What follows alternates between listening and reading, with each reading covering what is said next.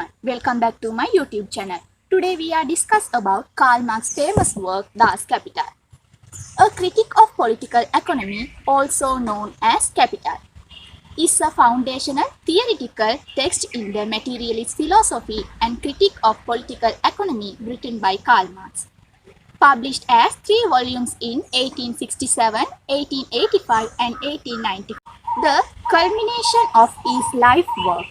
The text contains Marx's analysis of capitalism, to which he sought to apply his theory of historical materialism, to lay bare the economic law of motion of modern society. Following from classical political economists such as Adam Smith and David Ricardo. The text's second and third volumes were completed from Marx's notes after his death and published by his lifelong friend Friedrich Engels. Das Kapital is the most cited book in the social science published before 1950. Marx's theories of historical materialism posit that the economic structure of society, in particular, the force and relations of productions are the crucial factors in shaping its nature, rather than a simple description of capitalism as a historical approach and a mode of production, and seeks to trace its origins, development, and decline. Marx argued that capitalism is a form of economic organization which has arisen and developed in a specific historical context and which contains tendencies and contradictions which will inevitably lead to its decline and collapse. Marx considered Das Kapital a scientific work, and in it critiqued both the system and rigorous political economists who argue that it is efficient and stable. In Das Kapital, Marx proposed that the motivating force of capitalism is in the exploitation of labor, whose unpaid work is the ultimate source of surplus value. The owner of the means of production is able to claim the rights to this surplus value because they are legally protected by the ruling regime through property rights and the legally established distribution of shares, which are by law distributed only to company owners and their board members.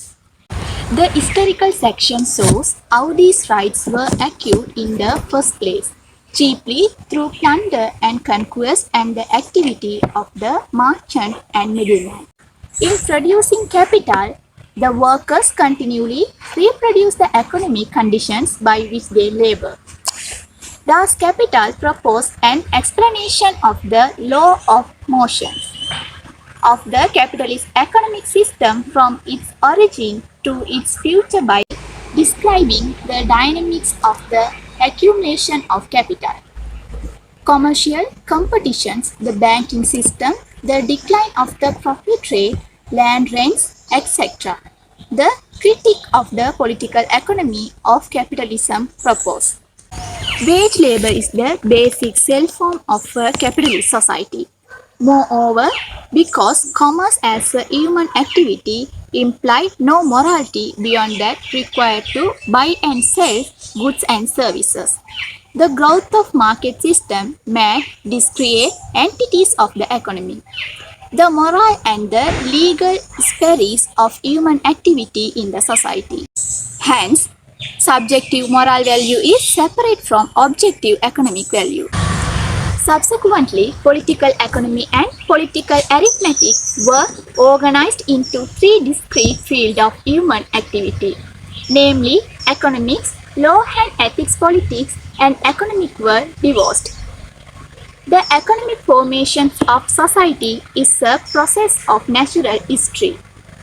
Thus, it is possible for a political economist to objectively study the scientific laws of capitalism, given its expansions of the market system of commerce and objectified human economic relations. The use of money voided religious and political illustrations about its economic value and replaced them with the commodity fetishism. The belief that an objective has inherent economic value. Because societal economic formation is a historical process, no one person could control or direct it, thereby creating a global complex of social connections among capitalists. The economic formation of a society thus precedes the human administration of an economy.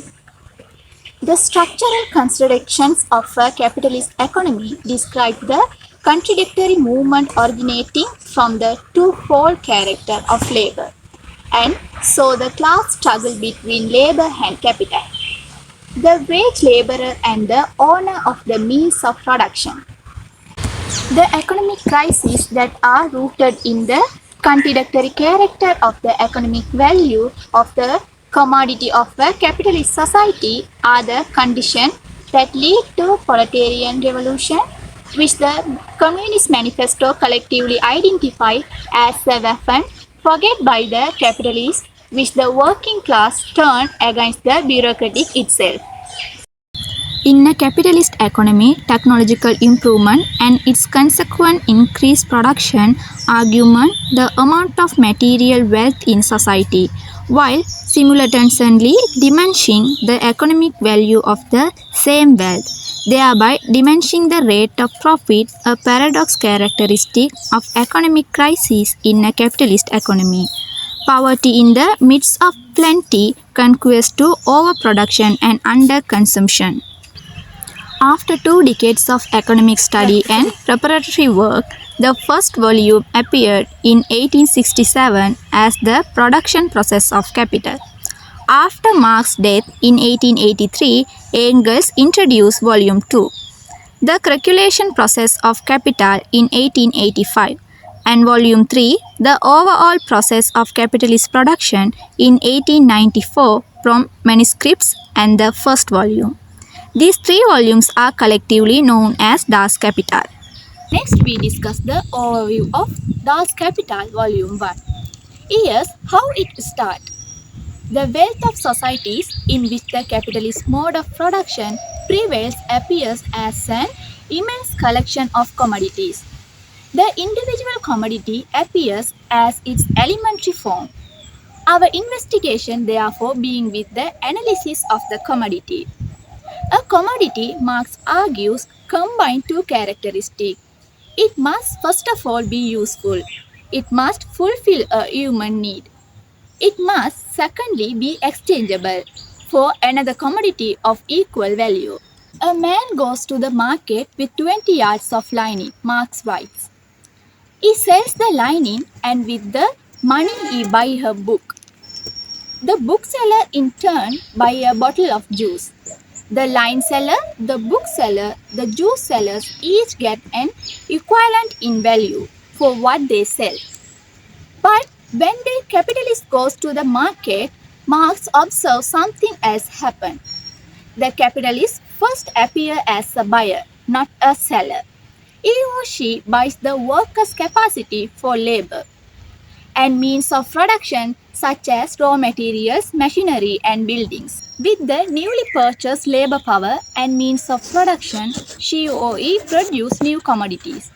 When these commodities are sold, the capitalist end up with more money than he or she started with. The differences between the money originally spent by the capitalist and the money the capitalist receives when she or he sells the commodities, Marx calls surplus value. Where does this surplus value come from?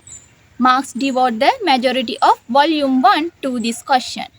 Surplus value, Marx argues, is produced by the workers during the production because some of the labor the workers perform is unpaid.